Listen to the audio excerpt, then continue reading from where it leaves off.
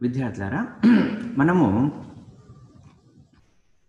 రైతు ప్రశస్తి వానమామలై జగన్నాథాచార్యులు రచించినటువంటి రైతు ప్రశస్తి అనే పాఠ్యభాగం నుంచి తెలుసుకుంటున్నాం.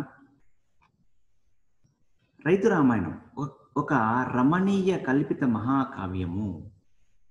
ఇది రామాయణం అంటున్నాం కాబట్టి పురాణ రామాయణం మాదిరిగాని రామాయణంలో ఉండేటువంటి అంశాలతో రైతు జీవితాన్ని కూడా ముడిపెడుతూ చెప్పినటువంటి వర్ణనా కావ్యం ఈ రైతు రామాయణం. ఇందులోని శిశుకాండ నుంచి మన పాఠ్యభాగం తీసుకోబడింది. శ్రీరామపుర గ్రామంలో ఒక కష్టజీవి ఉన్నాడు, కాపుదనపు గృహస్థుడు. అతను జమీదారు కుట్రలు కుతంత్రాన్ని కూడా ఎప్పటికప్పుడు కంటపెట్టుకుని చూస్తూ ప్రజల బాధను తన బాధగా ఎంచుతూ తన సోదరుల యొక్క ధర్మ హక్కుల కోసము పోరాడుతూ ఎట్టి సమస్యలు వచ్చినా కూడా చలించినటువంటి గుండె ధైర్యంతో పూనుకొని ఏ పని చేపట్టినా కూడా అంతముతో ఒక దీక్షతో ఆ పని చేస్తూ అలా పనిచేస్తున్నప్పుడు ఎన్ని కష్టాలు వచ్చినా ఎన్ని కడగండ్లు వచ్చినా అన్నింటినీ ఎదిరించుకుంటూ ధైర్యంగా ఉన్నటువంటి వాడు ఆ గ్రామం పెద్ద. అతనికి ఇవన్నీ కూడా జన్మతః వచ్చినటువంటివి కాబట్టి అతడు చేసే పనుల వల్ల ఆ ఊరి ప్రజలంతా కూడా అతనికి తెలియకుండా తమ నాయకునిగా చూసుకుంటూ అతనికి తెలియకుండా ఏ పని కూడా చేయకుండా ఉంటుంటే వాళ్ళు ఆ గ్రామ ప్రజలు. ఇక అతను ఆ గ్రామ ప్రజలకు లో ఉన్నటువంటి కట్టుకుపోయినటువంటి కరడుగట్టినటువంటి అంటే మూర్ఖత్వము అనేటువంటిది వాళ్ళ యొక్క మనసులో నరనరాలా జీర్ణించుకునేటువంటి ఆ యొక్క మూర్ఖత్వాన్ని అంతా కూడా తొలగించడం కోసము ఎన్నో కష్టాలు ఎన్నో పాటలు పడి, అవి ఇన్ని అన్ని కావు, కొన్ని వేలు. ఇక అలా చేస్తూ రావడం చేత చివరికి ఆ గ్రామంలోని ప్రజలకందరికీ కూడా ఇక నెమ్మదిగా వారికి ఏమైందంటే మార్పు వచ్చింది, క్రాంతి వచ్చింది, కొత్త క్రాంతి వచ్చింది, క్రాంతిమూర్తులు అయ్యారు. అంటే అభ్యుదయ పోరాటానికి వాళ్ళలో మార్పు వచ్చేసి తెలుసుకుంటూ వస్తూ వచ్చారు. అతని యొక్క శాంతి పథము ప్రజల్లో పౌరుషం కలిగి ఇక వారి యొక్క అభ్యుదయ పదం వల్ల అంటే వాళ్ళలో మార్పు రావడం చేత ప్రజల్లో అంతవరకు జమీందారి యొక్క దుష్టశక్తులన్నీ కూడా ప్రతిఘటిస్తూ రావడం మొదలుపెట్టారు. అలా రావడం చేత ఆ గ్రామంలోని జమీందారు తన పాచిక పాలన చెప్పని నకై తోగవాల్చుకొని పారిపోయాడు. ఎవరయ్యా అతను? ఆ కాపువారు ఎవరయ్యా? అతని శుభనామది సాగరయ్యా. అతని చక్కటి పేరు సాగరయ్య. నాటి పరగణ మొత్తమునన్ పెద్ద పలుకుబడియున్ పెద్ద పేరు కలిగిన కాపు పెద్ద. అతని పేరు సాగరయ్య. ఆనాటి ఆ పరగణ మొత్తం అంతా కూడా చక్కటి పెద్ద పలుకుబడినటువంటి పెద్ద పేరు కలిగినటువంటి కాపు పెద్ద. అతని సతులు గంగమ మంగమ సరసమతులు. అతనికి ఇద్దరు భార్యలు ఉన్నారు, గంగమ మంగమ అనేటువంటి ఇద్దరు భార్యలు ఉన్నారు. వారిద్దరు కూడా చక్కటి శుభలక్షణాలతో కూడుకున్నటువంటి వాళ్ళు, చక్కటి బుద్ధి కలిగిన వాళ్ళు గంగమ మంగమ. కానైతే కాపే కాని తా ఘటికుడు అన్నిటనని ఏమో ఎంతటి వారు అణగి మణగి వ్యవహరింతురు భయముతో. వాని దర్పమేమిటో కాని తా మూలలీగు బగరన్. ఆ సాగరే గురించి చెప్తున్నా ఇక్కడ. కానైతే కాపే కాని తా ఘటికుడు అన్నిట అని ఏమో ఎంతటి వారు అణగి మణిగి వ్యవహరింతురు భయముతో. వాని దర్పమేమిటో కాని తా మూలలీగున్ బగరా. సరే, కానైతే కాపే కాని కానైతే ఇతను కాపు అయితే అయ్యాడు కానీ తా ఘటికుడు అన్నిటన్, తాను ఘటికుడు సమర్థుడు, అన్నింట్లో కూడా తను సమర్థుడు కూడా. ఎంతటి వారున్ ఎంతటి వారున్ ఎంతటి వారైనా సరే, ఎంత గొప్పవారైనా సరే అణిగి మణిగి వ్యవహరింతురు భయముతో. ఈ సాగరయ్య దగ్గరికి వచ్చేసరికల్లా ఎంత గొప్పవాడైనా సరే భయంతో వాళ్ళు ఏం చేశారంటే అణిగి మణిగే వ్యవహరిస్తున్నారు. అంటే తాము చేసే పనులన్నీ కానీ అలా జాగ్రత్తగా, అతని ముందు మాత్రం తాను జాగ్రత్తగా ఉండేవాళ్ళు. వాళ్ళు ఎంత గొప్పవాళ్ళైనా సరే అణిగి మణిగే అతనితో వ్యవహరించేవాళ్ళు. వాని దర్పమేమిటో కాని తా మూలలీగు బగరా. వాని దర్పమేమిటో కాని, ఇక్కడ వాడెవరు? ఆ సాగరయ్య. ఆ సాగరయ్య యొక్క దర్పం ఏంటో, ఆ గర్వం, దర్పం అంటే గర్వము. స్వతహాగా కొంతమందికి ఆ శరీరంలో, ఆ ముఖంలో ఒక రకమైనటువంటి ఆ గర్వము దర్పము కనిపిస్తుంటుంది, ఒక రకమైన హుందాతనం కనిపిస్తుంటుంది. అలా ఈ సాగరయ్యలో కూడా అలాంటి హుందాతనము కనిపిస్తుంది. అది గర్వంతో కూడుకున్నటువంటి అతిశయంగా చెప్పుకుంటారు కొంతమంది. వాని దర్పమేమిటో కాని తాములలీగు పగరరు శత్రువులందరినీ కూడా తాను మూలలు ఈగు, మూలాలన్నీ కూడా ఈగేస్తాడు, పెకిలిచ్చేస్తాడు. అంటే ఎంతటి శత్రువు వచ్చినా సరే వారిని, శత్రువులందరూ కూడా సమూలంగా నాశనం చేస్తాడు. కానైతే కాపే కాని తా ఘటికుడు అన్నిటననియేమో. ఎంతటి వారు అణగి మణగి వ్యవహరింతురు భయముతో. వాని దర్పమేమిటో కాని తా మూలలీగు. అది దర్పమేందో గాని అయితే అతడు కాపు అయినా సమర్థుడే అనే కారణంగానేనో మరి ఏంటో తెలియదు, కానీ ఎంతటి గొప్పవారైనా సరే అతని ముందుకు వచ్చేసరికల్లా కాస్త భయంతో లొంగి ఉండేవాడు. మరి అతని గర్వం ఏంటో, ఆ దర్పణం ఏంటో, కానీ ఆ శక్తి ఏంటో, కానీ ఇక శత్రువులు ఎవరున్నారంటే చాలు ఆ శత్రువులను యొక్క మూలాలతో సహా వారిని నాశనం చేసేటువంటి వాడు సాగరయ్య. ఇక సాగరయ్య గురించి చూసుకుందాం. సాగరయ్య పటేలు జడిపించడెవనిని. చూడండి ఇక్కడ, సాగరయ్య పటేలు జడిపించడెవనిని కాని దొరలు కూడా గజ్జుమన్రు. ఎంత మేకయో మరంత బెబ్బులి లేచి ఎదురేగనేని ఎదురలేదు. మరి సాగరయ్య పటేల్ ఇటువంటి వాడు. సాగరయ్య పటేలు జడిపించడెవనిని,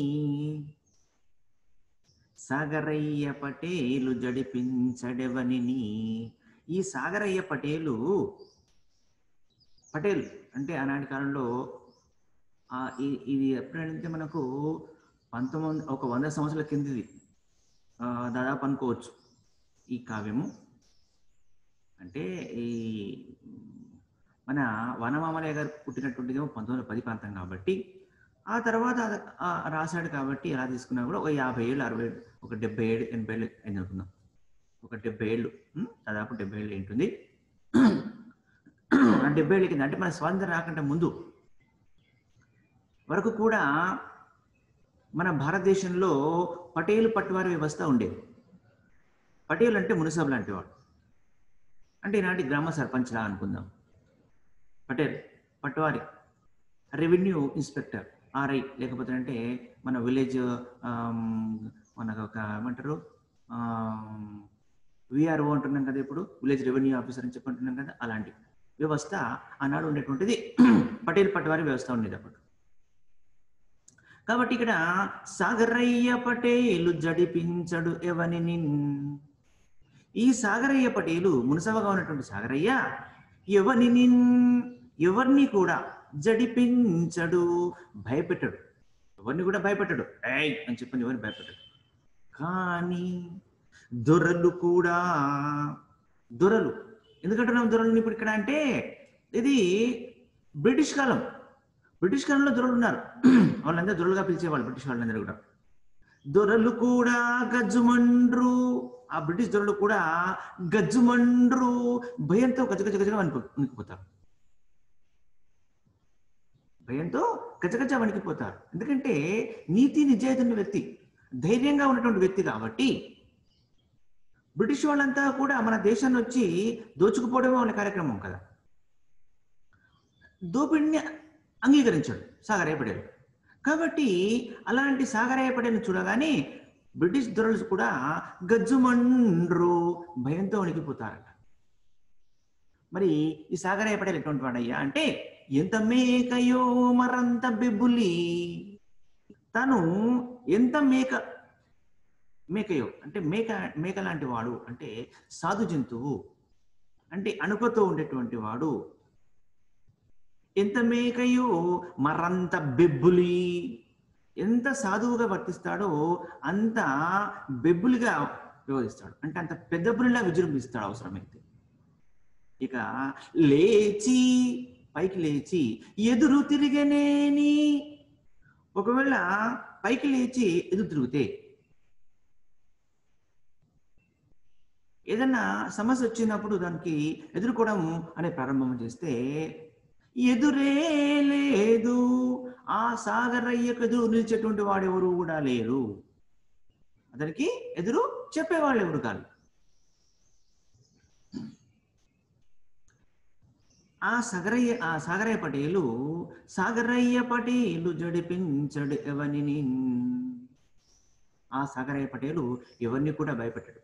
కానీ దొరలు కూడా గజ్జుమండ్రు, ఎంత మేకయో మరంత బెబ్బులి. లేచి ఎదురు తిరిగనేని ఎదురే లేదు. ఆ సాగరయ్య పటేలు ఎవరిని కూడా బెదిరించడు. కానీ అతడంటే బ్రిటిష్ వారు సైతం అంతా కూడా గజగజలాడతారు. మరి సాగరయ్య గారు పైకి ఎంత వినయంగా ఉంటాడో, ఎంత మేకలాగా వినయంగా ఉంటాడో అంత పెద్ద పుల్లాంటి వాడు. ఒకవేళ అతనే కనుక లేచి ఎదురు తిరిగితే అతనికి సాటి ఎవరు లేరు. ఇక ఆ సాగరయ్య పటేల్ గురించి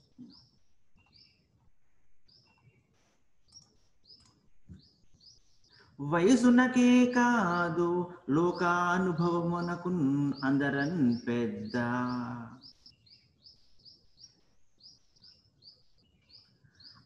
అంతంతన్ అక్షరాస్యుడు ఇంగితజ్ఞుడు పైకితా బొంగడెప్పుడు.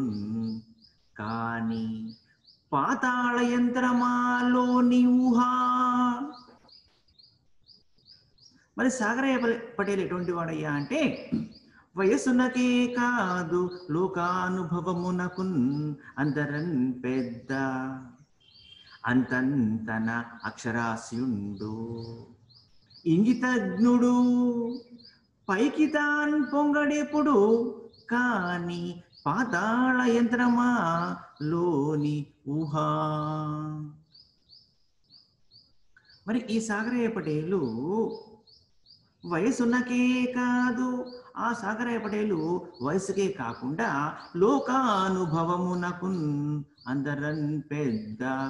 లోక విజ్ఞానంలో, లోకానుభవము అంటున్నాం, అనుభవము లోకంలో ఉన్నటువంటి విజ్ఞానంలో కూడా, విజ్ఞాన విషయంలో కూడా అందరన్ పెద్ద.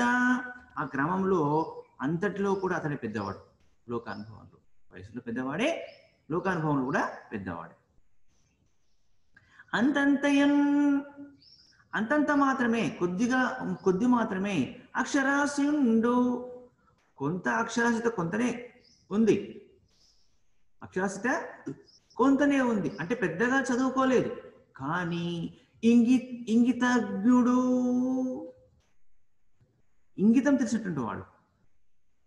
అంటే ఎదుటి వారి యొక్క భావాలంతా కూడా గ్రహించడం అంతా కూడా ఇంగితము అంటారు. చదువు లేకపోయినా విజ్ఞానం ఉంటే చాలు, తెలివితేటలుంటే చాలు. ఈనాటి సమాజంలో మరి ఎంతమంది చదువుకుంటున్నారయ్యా? సరే, చదువు పక్క పెట్టుకోండి. చదువు లేకపోయినా కూడా ఉండేటువంటి విజ్ఞానంతో, తెలివితేటలతో ఎంతమంది బతికిస్తున్నారు, ఎంతమందిని ముంచుతున్నారు, చేస్తున్నారు, నెత్తిన చేయబెడుతున్నారు, నెత్తిన చేయబెట్టేసి మోసం చేసిపోతున్నారు, ఎంతమంది బతుకుతున్నారు. తమ చదువు కాకుండా, చదువు లేకుండా తమ తెలివితేటలతో ఎంతో మంది సమాజంలో మనకు కనిపిస్తున్నారు. అలా అలవోకగా సంపాదిస్తూ పోతున్నారు.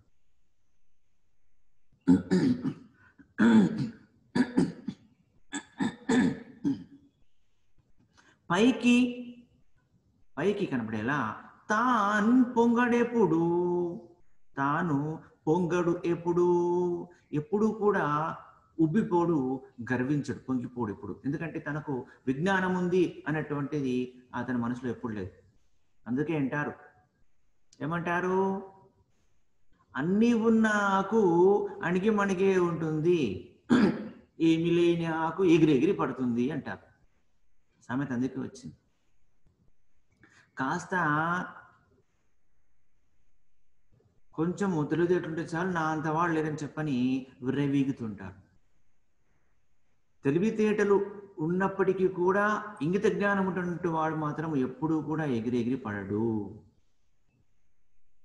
అలాగే ఈ సాగరయ్య పటేల్ కూడా ఇంగిత జ్ఞానం ఉంది కాబట్టి తాను ఎప్పుడు కూడా పొంగిపోడు, నాకే తెలుసు అని చెప్పని ఎప్పుడు కూడా పొంగిపోడు. కానీ పాతాళ యంత్రమా, కాకపోతే అతని యొక్క మనసు పాతాళ యంత్రమా. పాతాళము అంటే ఆ లోపలిది. పాతాళము అంటున్నాం. పాతాళం అంటే భూమి యొక్క లోపలి పొరల్లో అంతరంతా లోపల ఉండేటువంటి దాన్ని పాతాళం అంటారు. తల రస తల పాతాళ అనేటువంటివన్నీ ఉన్నాయి, లోకాలు ఉన్నాయి. పాతాళము అంటే అడుగు భాగము అని చెప్పవచ్చు, లోతైన భాగము. కానీ పాతాళ యంత్రమా లోని ఊహ, ఆ సాగరయ్య పటేల్ యొక్క లోపలి అంటే అతని యొక్క హృదయంలో ఉన్నటువంటి ఆలోచన శక్తి ఎలాంటిదయ్యా అంటే పాతాళ యంత్రము, అంత లోతుగా ఉన్నటువంటిది. పాతాళం అంటే లోతు కాబట్టి అతని మనసులో ఉన్నటువంటి ఊహలన్నీ కూడా అంత లోతుగా ఉంటాయి అని. సాగరయ్య పటేలు వయసులోనే కాకుండా లోకానుభవంలోనూ అందరిలోకి కూడా పెద్దవాడు. అంత పెద్దగా చదువుకున్నటువంటి వాడు కాకపోయినప్పటికీ ఇతరుల భావాలన్నీ కూడా చక్కగా గ్రహించేటువంటి నేర్పు నైపుణ్యం ఉన్నటువంటి వాడు. పైకి తాను ఎప్పుడు గర్వపడు, గర్వాన్ని వ్యవహరించడు, గర్వాన్ని చూపించుకోడు. కానీ అతని యొక్క ఆలోచన ఎంతో లోతైనది, ఎంతో లోతుగా ఆలోచన చేసి గ్రామ ప్రజల కోసం అంతా కూడా తాను కష్టపడుతూనే ఉంటాడు. సరే, అతని గురించి చెప్పుకుంటాం. ఇంకా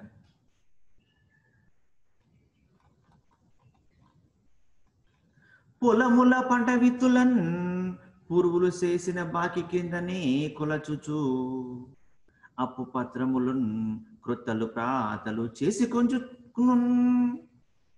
విలువలు జరనీక,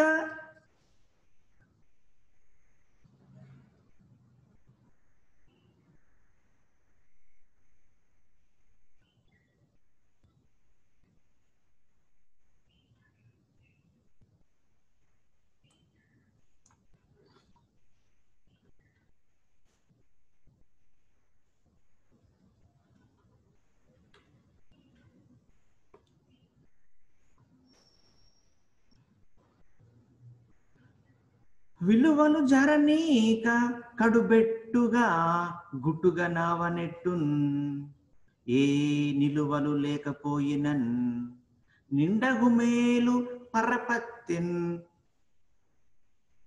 మూతగా. ఇక సాగరయ్య గారు మరి అంత చక్కగా ఉన్నటువంటి వాడైనప్పటికీ కష్టాలంతా ఎదుర్కొంటుంటే వాడినప్పటికీ మరి అతని జీవితం ఎలాంటిదయ్యా అంటే, పొలముల పంట విత్తులన్ పూర్వులు చేసిన బాకి కిందనే కొలచుచు. పొలముల పంట విత్తులన్ పూర్వులు చేసిన బాకి కిందనే కొలచుచు. అప్పు పత్రములు కొత్తలు పాతలు చేసి కొంచెం విలువలు జారనీక. కడు బెట్టుగా గుట్టుగా నావనెట్టున్ ఏ నిలువలు లేకపోయినను నిండగు మేలు పరపత్తె మూతగాన్. ఇక్కడ ఆ సాగరయ్య పటేలు ఎంతో గుండె బలం ధైర్యం ఉన్నటువంటి వాడినప్పటికీ తన జీవితం ఎలా సాగుతుందయ్యా అంటే, పొలముల పంట విత్తులను పూర్వులు చేసిన బాకి కిందనే కొలచుచు. తన పొలంలో పడినటువంటి పంటలను, తను పొలాల్లో పండేటువంటి పంట కోసం వేసేటువంటి నారుమడి విత్తనాల కోసం సైతమంతా కూడా పూర్వులు చేసిన బాకి కిందనే కొలచుచు. తన పూర్వులు అంటే గ్రామంలో తమ పూర్వీకులు తమ పెద్దవాళ్ళు చేసినటువంటి అప్పుల కిందనే కొలుస్తూ పంట పండించడము, పాత అప్పులను కింద ఆ పంటను వాళ్ళకి కొలుస్తూ, అప్పు పత్రములను కొత్తలు పాతలు చేసి కొంచెం తన యొక్క అప్పు పత్రాలు ఉన్నాయి కదా, ఆ అప్పు పత్రాలన్నీ కూడా మరి పంట అయిపోయింది, మళ్ళీ కొత్తగా మళ్ళీ పంట కోసము అప్పు చేయాలి. మరి అట్లా అప్పు చేయడం కోసము ఆ అప్పు కోసము అప్పు పత్రములు కొత్తలు పాతలు చేసి కొంచెం కొత్త పాతగా అంటే నోటు కాయలన్నీ కూడా పాత నోటు కాయలు తీసేసి మళ్ళీ కొత్తగా నోటు కాయలు రాసుకుంటూ, అంటే కొత్త వాటిని పాత వాటిగా చేసుకుంటూ మళ్ళీ పాత వాటిని తీసేసి కొత్త అప్పు పత్రాలుగా మార్చుకుని రాసిచ్చుకుంటూ, విలువలు జరనీక తన యొక్క పరపతిని గౌరవాన్ని పోగొట్టుకోకుండా, నేను గొప్పవాడిని, ఊర్లో పెద్దవాడిని కదా, నన్ను మాఫీ చేయి, నాకు మాఫీ చేయి, నాకు అప్పు లేదు అని చెప్పని అలాంటివి విషయాలకు దూరంగా ఉంటూ, నువ్వు అలా చేసి ఏమైపోతావు, నీలో కూడా విలువలు ఉండవు కదా. కాబట్టి ఈ సాగరయ్య పటేల్ ఏం చేసేవాడు ఏంటంటే, తన విలువలను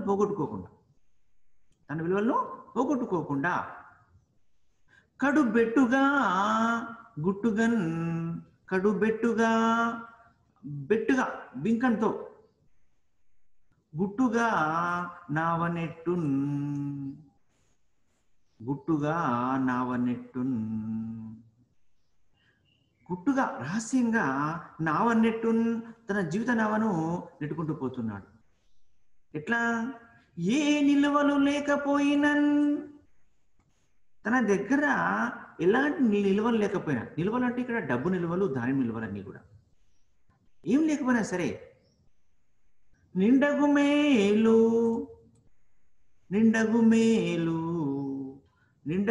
నిండుగా ఉండేటువంటి పరిపూర్ణమైనటువంటి మేలు మంచితనంతో పరపత్యము ఊతగాన్ తన పరపతి యొక్క ఆధారంగా, తన పరపతిని ఆధారంగా చేసుకొని గుట్టుగా సంసారమైన నావను నెట్టుకుంటూ వస్తున్నాడు. ఇక సాగరయ్య పటేల్ గారు తన పొలంలో పడినటువంటి నారమడి విత్తనాలను కూడా తన పూర్వులు చేసినటువంటి బాకి కిందనే కొలిచిచ్చేటువంటి వాడు.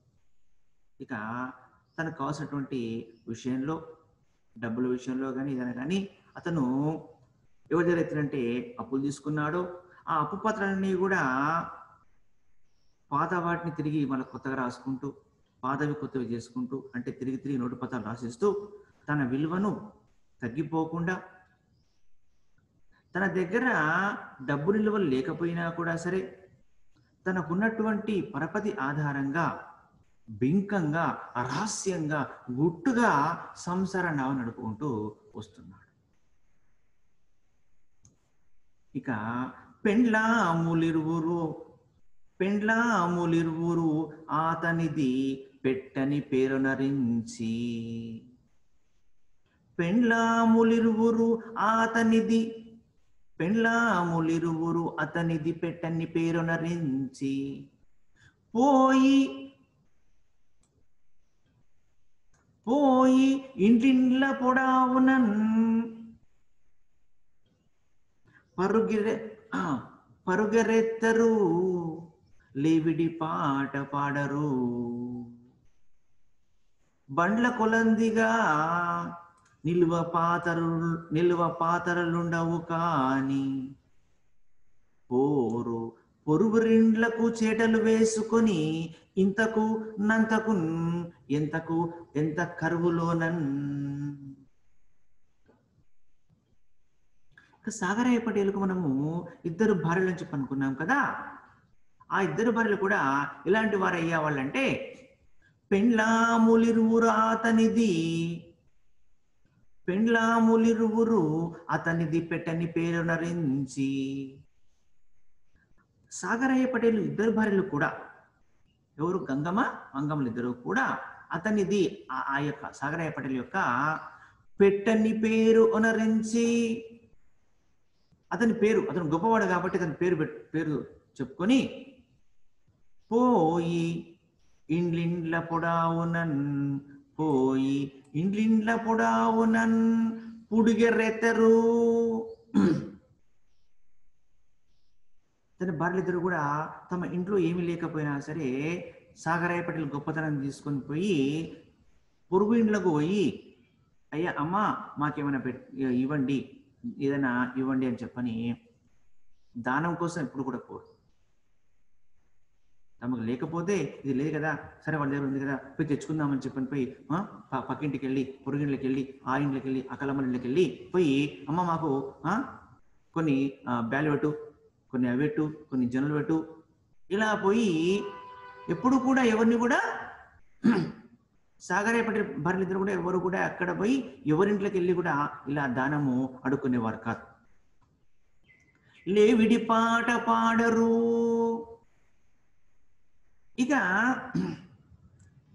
తమ ఇంట్లో ఇది లేదు అది లేదు అని చెప్పిన గొంతెమ్మ కొరకు మాట్లాడు. సాధారణంగా ఇంట్లో అమ్మగారులు ఏం చేస్తారంటే పక్కింట్లో వాళ్ళకు ఉన్నాయి, అగో వాళ్ళకంత బాగుంది, వీళ్ళకి ఇంత బాగుంది, మనకేం లేదు, నువ్వు ఏం సంపాదిస్తలేవు, ఏం పెడతలేవు, ఏం చేస్తున్నావు, నువ్వు సంపాదించినంత ఏడు పెడుతున్నావు, ఎవరు పోస్తున్నావు అని చెప్పని ప్రతి ఇంట్లో జరిగేటువంటి రచ్చలేవి అన్నీ కూడా. మరి సాగరయ్య పటేల్ ఇద్దరు భార్యలు ఉన్నారు కదా, మరి సాగరయ్య పటేలు పండిన పంటలంతా కూడా బాకీ కింద జమ చేసుకుంటూ వస్తుంటే మరి సంసారం ఎలా సాగాలి? ఉన్న దాంట్లో కొద్దు కొస్తో వాళ్ళకు తినడం కోసము కొంత మాత్రమే తీసిపెట్టుకుని మిగిలినంతా కూడా ఆ బాకీ కింద జమ కడుతూ పోతుంటే ఏ మొగుడవయ్యా నువ్వు, తిన్న నీకేం లేదు, అంతా చేస్తున్నావు అని చెప్పని ఎప్పుడు కూడా సాగరయ్య పటేల్ భార్యలిద్దరు కూడా ఎప్పుడు కూడా అతన్ని పల్లెత్తు మాట అనలేదు. ఇక లేదు కదా అని చెప్పని పోయి పక్కింటి వాళ్ళకి పొరుగింటి వాళ్ళకి వెళ్ళి మాకు ఇది కావాలి ఇది కావాలి అని చెప్పని పేరు చెప్పుకొని ఆడుకోనికి ఎవరు పోయేవాళ్ళు కాదు. సాధారణంగా ఎవరు ఉంటుందంటే మేము పలానా వాళ్ళ బంధువులం, లేకపోతే పలానా ఇంటోళ్ళం మేము అని చెప్పని పోతుంటారు. ఈ మధ్యకాలంలో చూస్తున్న పేపర్లో కూడా చూస్తున్నాం కదా, నేను ఇక్కడ పలానా మినిస్టర్ అయ్యాక నేను పిఎన్ నువ్వేమో చేస్తున్నావు, చలో నాకు 10 లక్షలు ఇచ్చేసి అని చెప్పని చాలా మంది ఇప్పుడు చేస్తున్నట్టు మోసాలు కనిపిస్తున్నాయి. పేరు చెప్పుకొని మోసం చేస్తుంటే వాళ్ళు చాలా కనిపిస్తున్నాయి. కాబట్టి అలాంటివి అంటే ఇప్పుడు సాగరయ్య పటేలుకు పేరున్నప్పటికీ తన పేరును సాగరయ్య పటేల్ భార్యలిద్దరు కూడా చెడగొట్టలేదు. లేవిడి పాట పాడరు. ఇక మాకు ఇది లేదు అది లేదు, ఏం పట్టట్లేదు మీకు మాకు అని చెప్పని కూడా ఇద్దరు భార్యలు కూడా ఎప్పుడు కూడా సాగరయ్య పటేల్ను బాధ పెట్టలేదు. ఆ బండ్ల కొలందిగా నిల్వ పాతరలుండవు కాని. బండ్ల కొద్ది నిల్వ పాత్రలు ధాన్యము దాచిపెట్టడం. నిల్వ పాత్ర అంటే నిల్వ చేసుకుంటాం. ఎందుకంటే ఉన్న ధాన్యం అంతా కూడా, పండిన ధాన్యం అంతా కూడా ఆ బాకి కిందనే కొలుస్తూ పోతుంటే ఇక నిల్వ పాత్రలు ఎట్లుంటాయా ఇంట్లో? ఉండవు కదా. నిలువ పాత్రలుండవు కానీ పోరు. మరి లేకపోయినా సరే పోరు. ఎక్కడికి? పొరువిండ్లకు.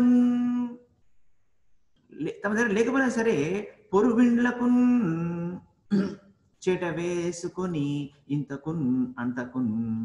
ఎంత కరువులోనన్, ఎంత కరువులో అయినా సరే నిలువ పాత్రలు ఉండవు కానీ పొరువురిండ్లకు చెట వేసుకొని ఇంతకున్ అంతకున్. ఎంత కరువులోనన్, ఎంత కరువు వచ్చినా సరే ఇంతకున్ అంతకు, ఇంతకు అంతకు, చిన్నదానికి పెద్దానికి, చీటికి మాటికి. పోరు పోరు ఎక్కడికి? పొరువురు ఇండ్లకు చాట వేసుకొని, చాట తీసుకొని, అమ్మ మాకు కొంచెం బియ్యం ఇది లేదు, బియ్యం పెట్టు, బ్యాళ్ళు పెట్టు, ఇంత చక్కెర పెట్టు, ఇంత ఉప్పు పెట్టు, ఇంత మిరపకాయలు, ఇంత కారం పెట్టు, ఇంత పసుపు పెట్టు, ఇట్లా అనుకుంటూ చిన్నదానికి పెద్దానికి కూడా ఎక్కడ కూడా ఎంత కరువు వచ్చినా సరే ఆ కరువులో కూడా సాగరయ్య పటేల్ భార్యలు ఇద్దరు కూడా ఎవరి పొరుగిండ్ల వాళ్ళు కూడా చిన్న చిన్న విషయాలు కూడా పోయేవాళ్ళు కాదు. పెండ్లాములిరువురా అతనిది.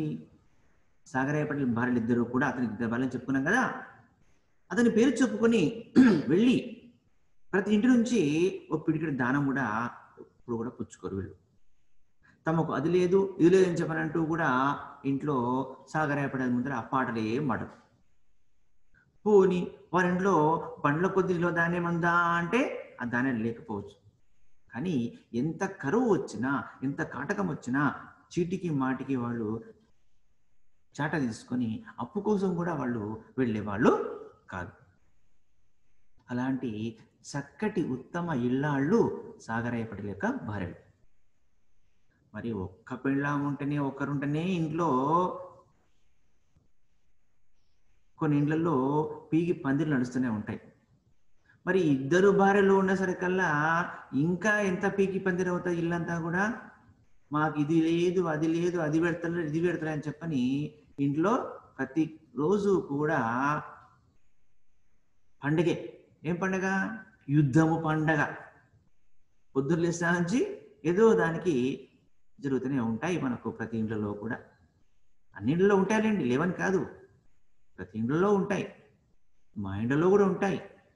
అవి లేవు ఇవి అని చెప్పని ఉండవని చెప్పి అనుకోవద్దు. ప్రతి ఇంట్లో కూడా ప్రతి చోట కూడా ఏదో విషయానికి అది జరుగుతూనే ఉంటాయి.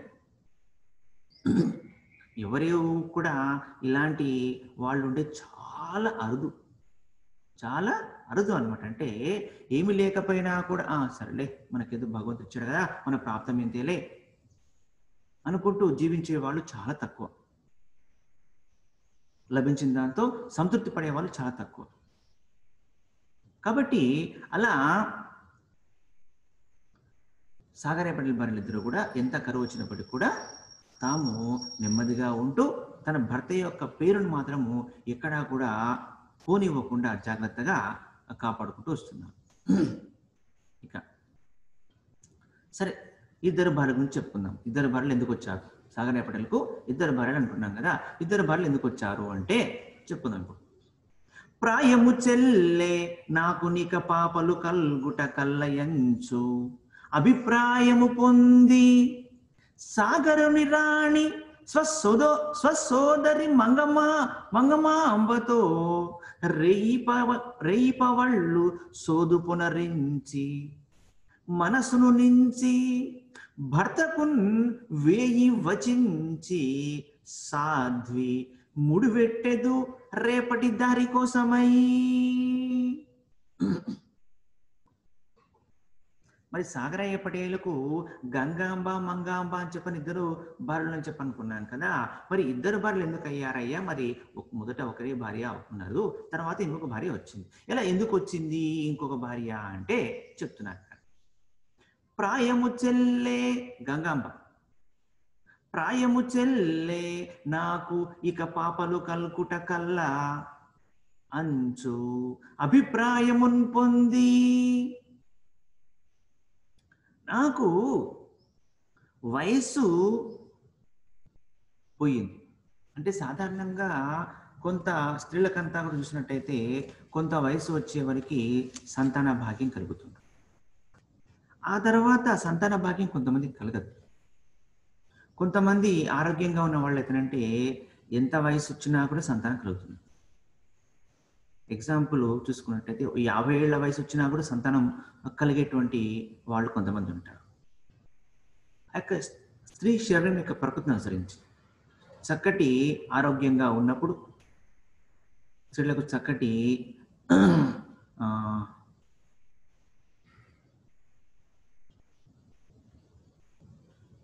చక్కటి ఆరోగ్యంతో వాళ్ళు చక్కగా ఉన్నప్పుడు స్త్రీలు చక్కగా వారి యొక్క ఆరోగ్యం అనారోగ్యం లేకుండా ఎప్పుడూ కూడా సంతోషంగా